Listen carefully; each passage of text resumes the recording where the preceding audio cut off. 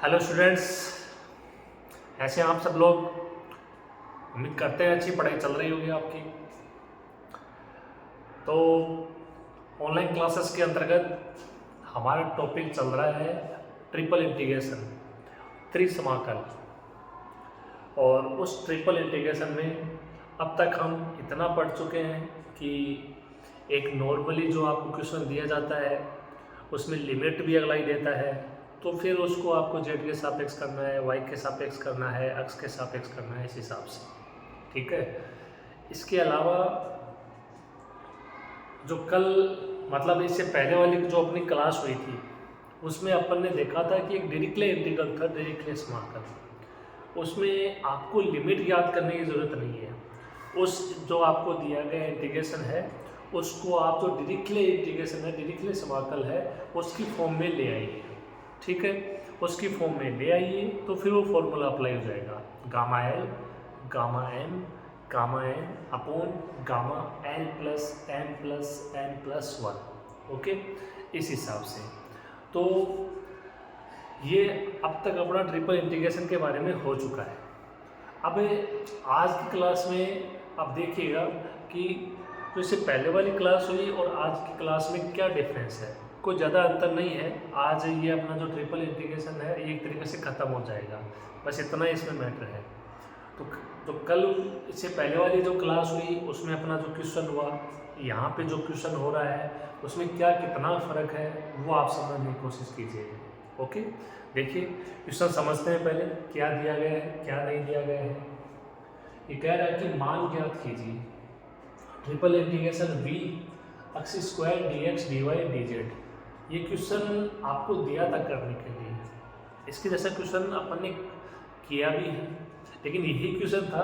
उसमें अंतर ये था कि ये लैंग्वेज कुछ और थी।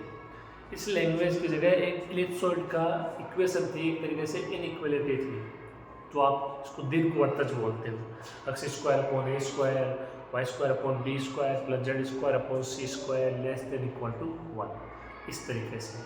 ठीक है, तो वो अपन वहाँ पे देख चुके थे। अब इसमें थोड़ा अलग दिया गया है। अब इसमें अलग दिया गया है, एक आपके पास रेस्ट्रिक्शन नहीं है, एक इक्वेशन नहीं है, उसके अलावा कुछ और है। तो क्या है वो देखते हैं।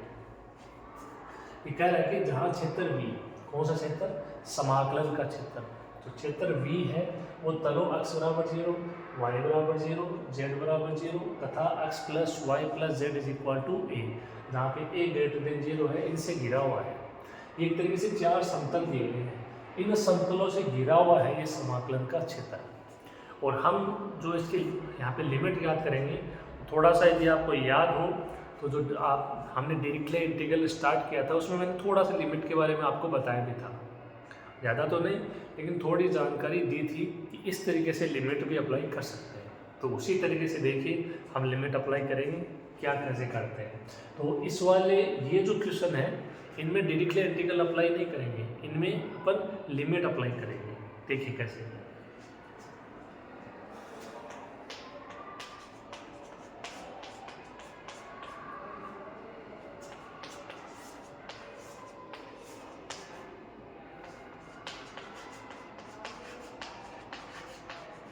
ये अपना इंटीग्रेशन है दिया गया, तो मैंने इसको आई से रिप्रेजेंट कर दिया। I is equal to triple integration V, V जहाँ पे एरिया ऑफ इंटीग्रेशन है, x square D x D Y D z. ठीक है, एक्स स्क्वायर कोई फंक्शन हो जाएगा आपका। अब यहाँ पे देखिए जो लिमिट है वो किस हिसाब से होगी।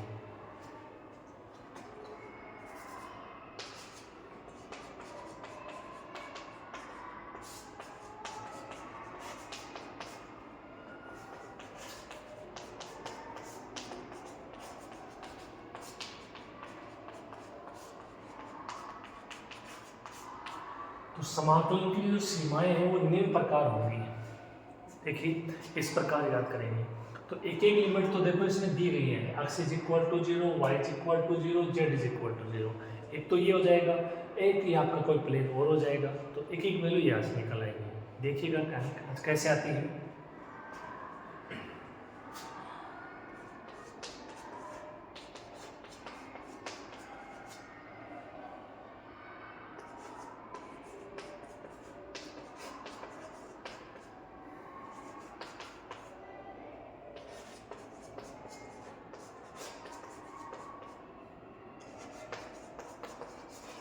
ये यहाँ पे x और y और z की लिमिट हो जाएगी। तो देखो x is equal to 0, y is equal to 0, z is equal to 0 दिए गए आपको। तो एक लिमिट तो आराम से यहीं से हो जाएगी। अब जो एक लिमिट और रहेगी, यानी एक एक जो मान और आएंगे वो कहाँ से आएंगे। देखो आपको थोड़ा बताया था, याद कीजिए कि z का जो मान होगा वो x और y के पदों में होगा, y का जो मान होगा वो x के पदों में होगा, और x में होगा वो कांस्टेंट वैल्यू होगी। इस तरीके से उनकी लिमिट लिखी जाएगी।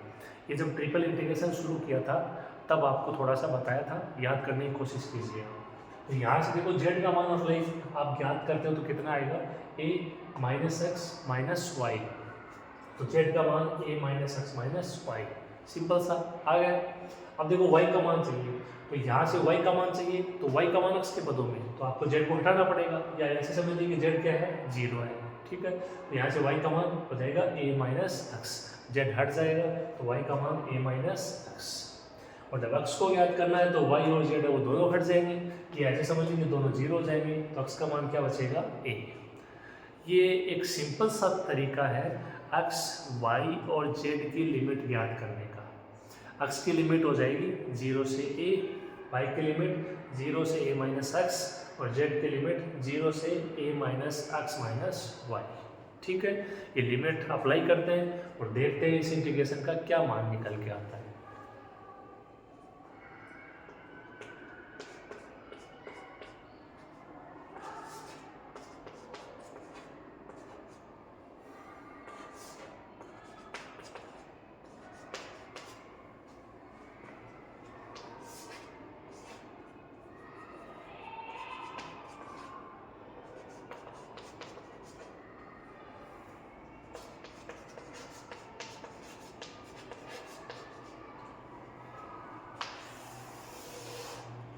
तो ये इंटीग्रेशन क्या हो जाएगा, देखो ये इंटीग्रेशन। अब इसमें क्या करेंगे, वो तो सेम है, एक्स वाई जेड की लिमिट अप्लाई कर दी अपन ने, D x D Y D Z. तो पहले एक्स की लिमिट आ जाएगी 0 से a, फिर वाई की लिमिट आ जाएगी 0 से a माइनस एक्स, और फिर तीसरी आपकी जेड की लिमिट आ जाएगी 0 से a minus x minus Y.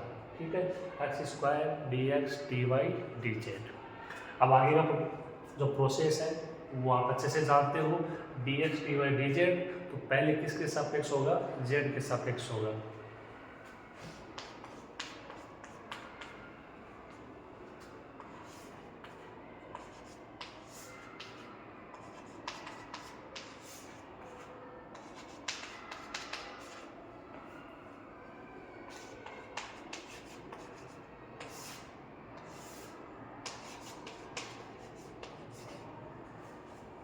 तो जो आपको कॉन्सेप्ट बताया था उसके अकॉर्डिंग पहले एक्स स्क्वायर का किसके सापेक्ष होगा, जेड के सापेक्ष होगा। तो ये जेड की लिमिट कहाँ में आ जाएगी, बाहर क्या रह जाएगा, डी एक्स डी वाई।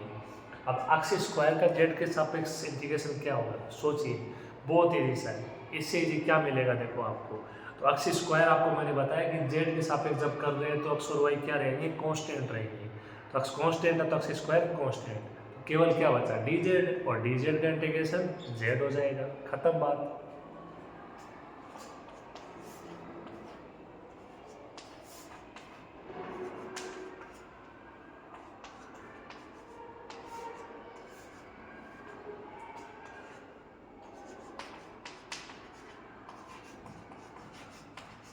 तो एक्स स्क्वायर डी जेड का समाकलन हो जाएगा एक्स स्क्वायर जेड।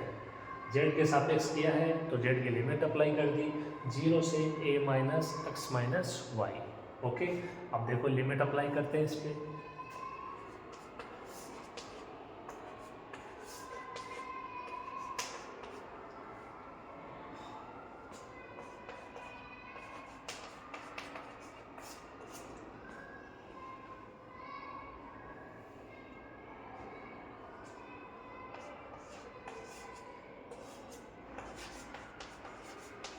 अब ऊपर वाली लिमिट अप्लाई करोगे तो z की जगह क्या आ जाएगा, ये z की जगह आ जाएगा a minus x minus y आ जाएगा। ठीक है, तो एक्स स्क्वायर इंटू ए, और नीचे वाली लिमिट में z की जगह 0, तो पूरी वैल्यू क्या हो जाएगी, 0 हो जाएगी। ठीक है, तो ये एक बार हो चुका है z के सापेक्ष। तो जो फर्स्ट क्लास हुई थी ट्रिपल इंटीग्रेशन की, अब ये आगे का पोर्शन वैसा ही है। अंतर ये है, यहाँ पे आपको लिमिट खुद को याद करनी पड़ेगी। पहली क्लास में जो क्वेश्चन किए उनमें लिमिट दी गई थी, ठीक है। फिर दूसरी क्लास जो अपन ने पढ़ी उसमें डायरेक्टली इंटीग्रल था, लिमिट की आवश्यकता ही नहीं पड़ी, बस खाली इस फॉर्म में लेके आना है। और तीसरी क्लास में आप देखिए आपको लिमिट खुद को ज्ञात करनी पड़ेगी। तो इनसे अलावा कोई बाहर क्वेश्चन नहीं आएगा यदि ट्रिपल इंटीग्रेशन का आएगा तो। ओके, तो ये अपना एक बहुत अच्छा क्वेश्चन है, इंपॉर्टेंट क्वेश्चन है। उम्मीद करते हैं आपके समझ में आ रही होंगी बातें, कोई इतनी मुश्किल नहीं होनी चाहिए आपको। x के लिमिट, y के लिमिट और z के लिमिट। ओके, नोट कीजिए।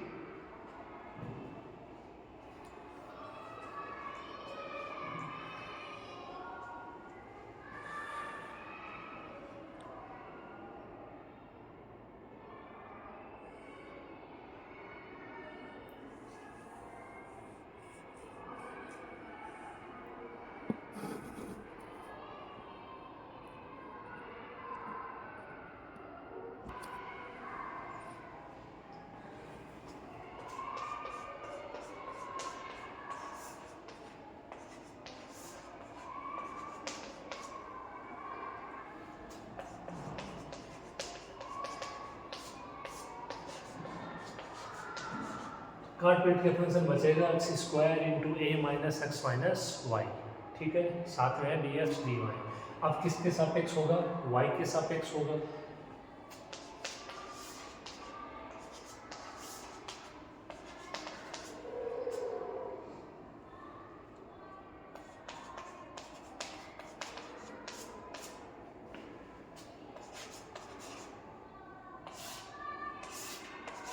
और जो आएगा उसका किसके सापेक्ष कर देंगे? एक्स के सापेक्ष कर देंगे। देखिए अब सोचिए एक्स स्क्वायर इंटू ए माइनस एक्स माइनस वाई का वाई के सापेक्ष क्या होगा?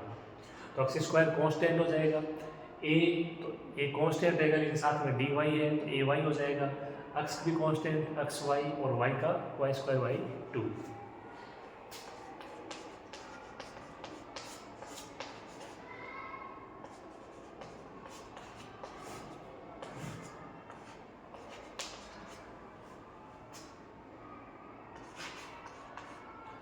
तो देखिए एक्स स्क्वायर ऐसे कैसे रह गए बाहर, ए माइनस एक्स कॉन्स्टेंट की तरह बिहेव करेगा तो ए माइनस एक्स इंटू वाई आ गया, माइनस वाई का वाई स्क्वायर बाई 2 और लिमिट हो जाएगी 0 से ए माइनस एक्स और साथ में क्या है डी एक्स है।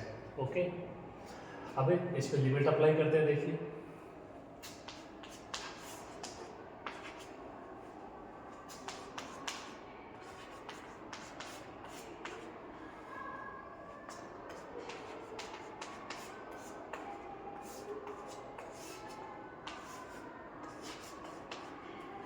देखिए ये आएगा क्या, अगर नीचे वाली लिमिट अप्लाई करते हैं तो ये 0 ये 0 तो दोनों पद क्या हो जाएंगे 0 हो जाएंगे।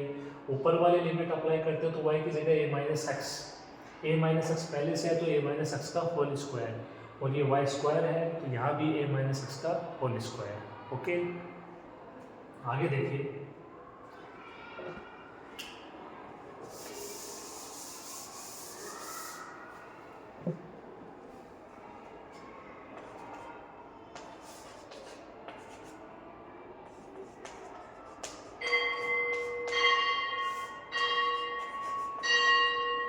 देखिए ए माइनस एक्स का होल स्क्वायर कॉमन आ जाएगा यहाँ से और क्या बचेगा 1 माइनस 1/2 यानी 1/2 क्या बचेगा ए माइनस एक्स का होल स्क्वायर बाई 2 हो जाएगा।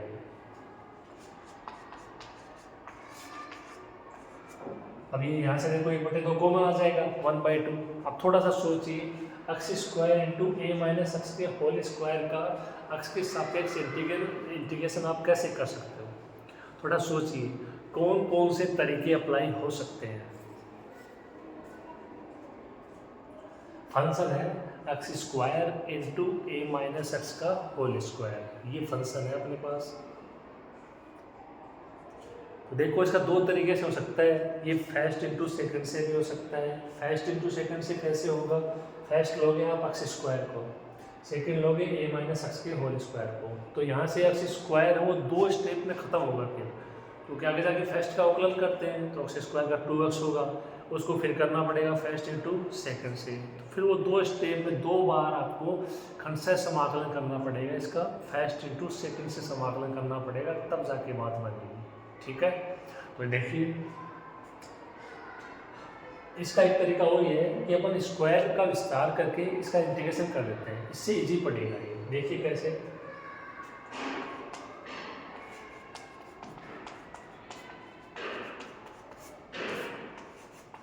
यदि a माइनस एक्स का होल स्क्वायर का विस्तार करते हैं तो क्या हो जाएगा, a square plus x square minus 2ax।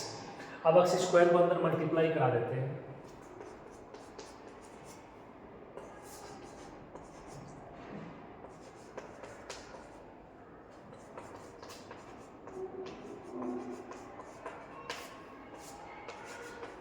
तो ये आ जाएगा a square x square plus x की पावर 4 माइनस 2ax क्यूब साथ में dx। ओके, अब ए स्क्वायर एक्स स्क्वायर का आराम से कर सकते हैं इसके सापेक्ष।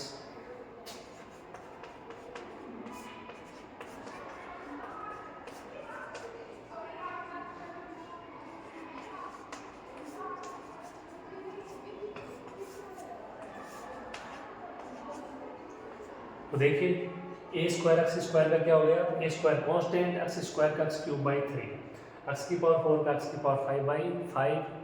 कितने इजी इंटीग्रेशन, आप सोचिए थोड़ा सा।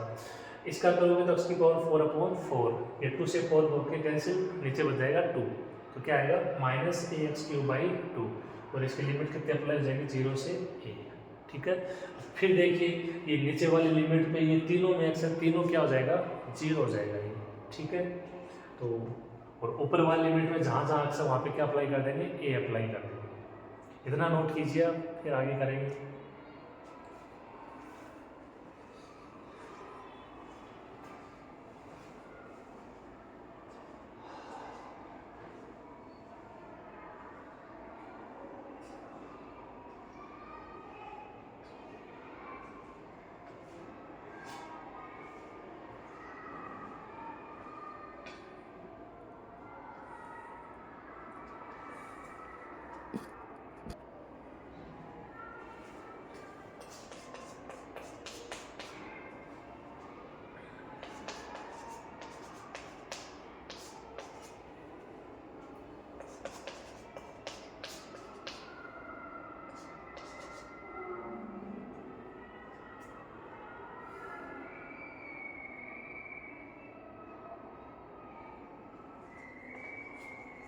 ये एक्स की पावर 4 आएगा, क्योंकि एक्स क्यूब का समाकलन क्या होता है, एक्स की पावर 4 अपॉन 4। तो इस पर लिमिट अप्लाई करोगे तो देखो ये ए क्यूब ए स्क्वायर ए की पावर 5 हो जाएगा, ये भी ए की पावर 5 हो जाएगा, ये ए की पावर 4 इंटू ए, ये भी ए की पावर 5 हो जाएगा। अपॉन में 3 है, 5 है और 2 है। ओके, अब यहाँ से ए की पावर 5 तो कॉमन आ जाएगा देखो, और क्या बचा, ये बचा 1/3 प्लस 1/5 माइनस 1/2। इसको एलसीएम लेके आसानी से आप हल कर सकते हो।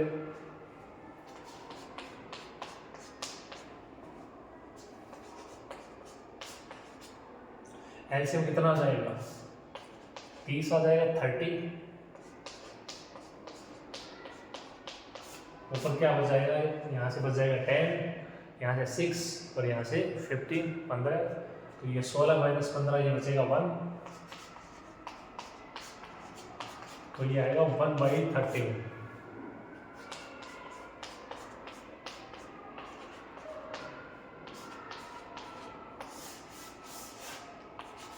तो इस क्वेश्चन का फाइनल आंसर रहेगा ए की पावर 5/60। ओके, तो ये एक इजी सा क्वेश्चन था, उम्मीद करते हैं आपके समझ में आ गया होगा। कुछ इसमें ज़्यादा नहीं था, नया इसमें ये था कि लिमिट आपको खुद को ज्ञात करनी पड़ेगी बस, और बाकी हम इसमें पढ़ चुके हैं। तो यही था आपका ट्रिपल इंटीग्रेशन। आप इस क्वेश्चन को कंप्लीट कीजिए।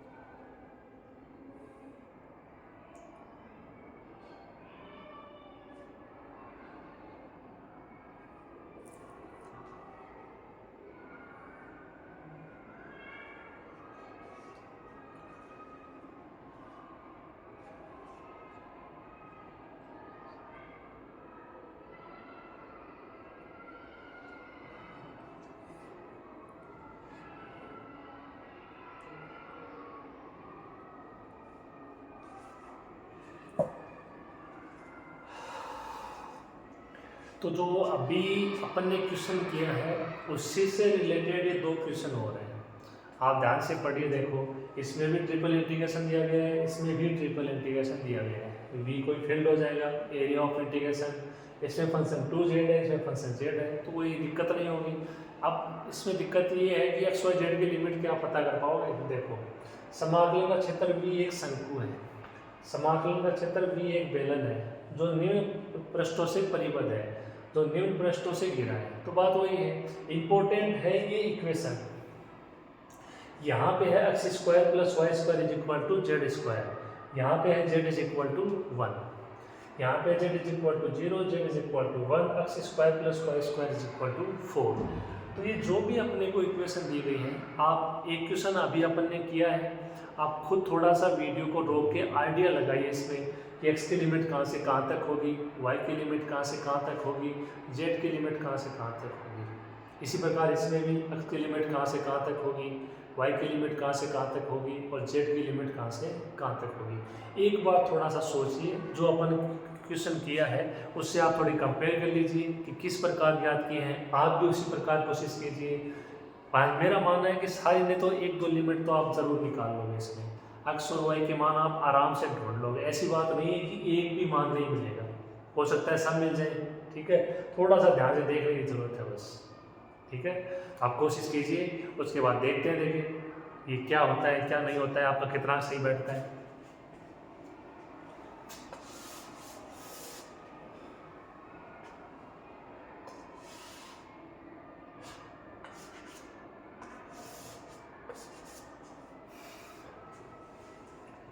देखिए जो पहले वाला है इसमें देखो यहाँ पे भी z है, यहाँ पे भी z है, तो मतलब z के दोनों मान निकल के आ जाएंगे। और ये देखो x और y के पदों में है, ये जो भी है वो है, तो यहाँ पे जो z की लिमिट होगी इस पहले वाले क्वेश्चन के लिए वो क्या हो जाएगी। देखो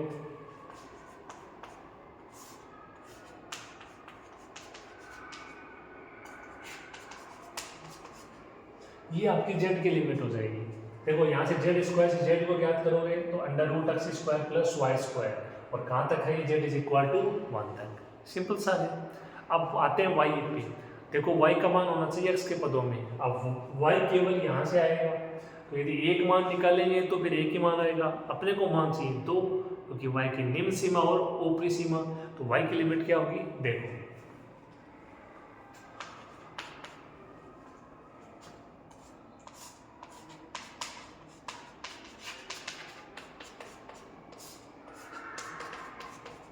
तो y की लिमिट होगी यहाँ पे minus under root 1 minus x square से plus under root 1 minus x square, value same होगी, एक माइनस में हो जाएगी एक प्लस में। वही कैसे, देखो यहाँ पे z की जगह आप यहाँ से वैल्यू अप्लाई कर दोगे 1, तो 1 का स्क्वायर 1 हो जाएगा, y स्क्वायर की वैल्यू ज्ञात करोगे तो 1 minus x square, y square आ गया 1 माइनस एक्स स्क्वायर, तो y कितना आ जाएगा plus minus under root 1 minus x square. Normally plus minus अपन लेते नहीं है, लेकिन यहाँ पे लेने पड़ेंगे क्योंकि अपने पास केवल एक इक्वेशन है और उसे दो मान निकालने हैं। तो समझ में आ गया होगा आपके, ये होगा plus minus under root 1 minus x square, minus वाली लिमिट से प्लस वाली लिमिट तक। अब कौन बच गया, एक्स बच गया,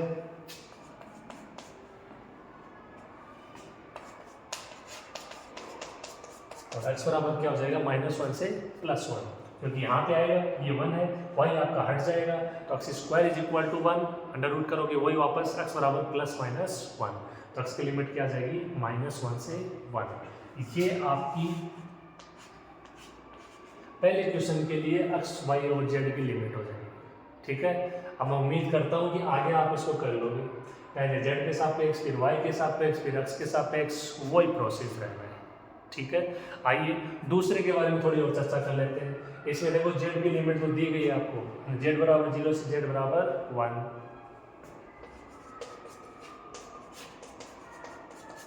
हो जाएगा इतना। अब ये तो यहीं से आ गई, अब चाहिए अपने को y की लिमिट, तो देखो यहाँ से y स्क्वायर का मान 4 माइनस एक्स स्क्वायर, ठीक है, और उसका अंडर रूट लोगे आप तो यहाँ भी प्लस माइनस आ जाएगा, y का मान x के पदों में है, कोई दिक्कत होगी नहीं।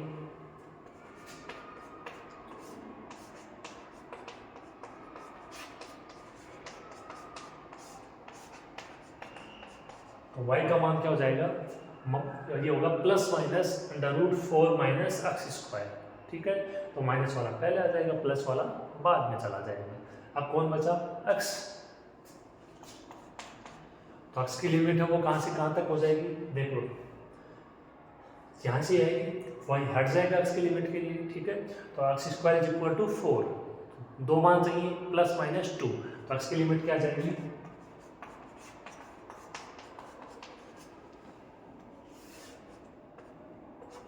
एक्स की लिमिट आ जाएगी -2 से +2। अब इसका भी आप आराम से कर सकते हो, पहले जेड के सापेक्ष फिर वाई के सापेक्ष कैलकुलेशन तो करनी पड़ेगी, देखो इंटीग्रेशन तो करना पड़ेगा, ये तो आपको आना चाहिए। तो ये दोनों क्वेश्चन जो अभी अपन ने क्वेश्चन किया है उसी से मिलते जुलते क्वेश्चन है, ये कुछ अलग चीज़ इनमें नहीं है। तो ये देखो आपको मैंने लिमिट बता दी है, अब आपका काम है केवल इंटीग्रेशन करना, और इंटीग्रेशन आप आराम से कर सकते हो, समाकलन आराम से कर सकते हो, इतना कोई आपको इसमें सोचने विचारने की जरूरत नहीं है, ज़्यादा कोई ज़्यादा तकलीफ नहीं होगी। पहले जेड के सापेक्ष करना है, फिर वाई के सापेक्ष, एक्स के सापेक्ष, कौन सा कॉन्सेप्ट कब कैसे अप्लाई करना है ये आपके समझ में आ गया होगा। तो ये अपना एक छोटा सा टॉपिक था ट्रिपल इंटीग्रल का, ठीक है। इसमें आपने देखा मुख्यतः इसमें 3 टाइप के क्वेश्चन आ गए। मैं फिर रिवाइज कर रहा हूँ, थोड़ा सा सुन लीजिए आप। पहला क्वेश्चन है जिसमें आपको नॉर्मली फंक्शन दिया गया था, लिमिट दिया गया था, आपको केवल जेड के सापेक्ष फिर वाई के सापेक्ष एक्स के सापेक्ष कांस्टेंट मानते वगैरह वगैरह आपको समाकलन करना था। दूसरा अपन ने पढ़ा डिरिक्ले इंटीग्रल। तो डिरिक्ले में आपको लिमिट से लेना देना नहीं है, ना पहले ना उसको चेंज करने के बाद। तो क्या करना है, जो इंटीग्रेशन दिया गया है उसको डिरिक्ले जो इंटीग्रल है समाकल है उसकी फॉर्म में ले आओ, एलिमेंट के मान पहचानो, फॉर्मूला अप्लाई कर दो। आज की क्लास में आपने देखा कि अब थोड़ा सा ये ध्यान होना चाहिए कौन से क्वेश्चन की लैंग्वेज कैसे थी, क्योंकि कल वाले क्वेश्चन की लैंग्वेज में कुछ रिलेशन दिया गया था, आज वाले क्वेश्चन की लैंग्वेज में रिलेशन आपको ना दे के कुछ ना समीकरण वगैरह दी गई है। तो ये थोड़ा सा पहचान करने का तरीका हो जाएगा कि क्वेश्चन होगा कैसे, ठीक है। यही हिंट होती है देखो, और बाकी हर चीज़ का कोई फॉर्मूला नहीं होता है कि हमें फॉर्मूला बता दिया जाए और हमें पता लग जाए कि इससे हो जाएगा इससे हो जाएगा, ऐसा नहीं होता है। ये आपके लो लेवल की बातें होती हैं, छोटी क्लासों की बात होती है। जब हायर एजुकेशन में अपन जाते हैं तो ऐसी चीज़ें नहीं होती हैं, ठीक है। हमको खुद को सोचना पड़ता है, उसमें दिमाग लगाना पड़ता है, क्या करें क्या नहीं करें, इस क्वेश्चन में क्या है, इसमें क्या दिया गया है, ये इस हिसाब से हो सकता है। खुद को नियम थोड़ा सा बनाना पड़ेगा, खुद को कॉन्सेप्ट थोड़ा सा बनाना पड़ेगा, ठीक है। तो चीज़ें आसान हो जाएंगी, ऐसी बात नहीं है कि चीज़ बहुत ज़्यादा मुश्किल होगी, ठीक है। तो ये अपना ट्रिपल इंटीग्रेशन का एक छोटा सा टॉपिक था, जिसमें अपन ने 3 टाइप के नॉर्मली यहाँ पे क्वेश्चन देख लिए हैं, आपको दिए भी हैं क्वेश्चन करने के लिए, और आपको मैंने भी क्वेश्चन करवाए हैं। उम्मीद करते हैं यदि आपने बहुत अच्छे से पढ़ा है तो ये आसानी से समझ में आ गया होगा, ठीक है। ये दोनों क्वेश्चन आप हमें करिएगा। इसमें देखो कोई जो आपका फंक्शन दिया गया है उसमें कोई इतनी दिक्कत नहीं होनी चाहिए आपको कि फंक्शन क्या है क्या नहीं है। लिमिट आपको मैंने बता दी है कि थोड़ा सा आपको समझना पड़ेगा कहाँ से यानी किस प्रकार लिमिट आ रही है। ये लिमिट में आपको अगर थोड़ा सा ध्यान में आ रहा हो तो ट्रिपल इंटीग्रेशन शुरू किया था, वहाँ पे बताया था x की लिमिट a से b, y की लिमिट f1x से f2x, z की लिमिट 5(1xy) से 5(2xy), यानी z की लिमिट होगी वो x और y के पदों में होगी, ठीक है। अब किसी में होगी किसी में नहीं होगी, लेकिन अवेलेबल है तो y का जो मान होगा वो x के पदों में होगा केवल, ठीक है, और x के मानों में केवल कॉन्स्टेंट मान रहेंगे। तो ये थोड़ी सी अगर मान लो बेसिक जानकारी जो कॉन्सेप्ट है उसकी डेफिनेशन है वो अपने याद में रहे तो अपन आराम से इनको कर सकते हैं, ठीक है। तो आज की क्लास में इतना ही हो पाएगा। ये ट्रिपल इंटीग्रेशन है, उम्मीद करते हैं आपके समझ में आ गया होगा। आगे जो क्लास होगी अपन उसमें एक नया टॉपिक लेके आएंगे, ओके। तो बहुत बहुत धन्यवाद, आपने इतने अच्छे से इसको पढ़ा, आप इसमें मेहनत कीजिए, आप इसमें ज़रूर सफल होगे और आपका क्वेश्चन है वो गलत नहीं होगा यहाँ पे किसी भी हालत में, ठीक है। मेहनत करोगे तो कॉन्फिडेंस आएगा अपने आप ही, और कॉन्फिडेंस का इस देखो सारा खेल होता है। कॉन्फिडेंस आपको कहाँ से कहाँ पहुँचा देता है, और वो आपको लेके आना पड़ेगा, वो मेहनत से ही आएगा, देखो अभ्यास से आएगा, बार बार आपको करना पड़ेगा, ठीक है। ओके, तो आज की क्लास के लिए इतना ही, धन्यवाद।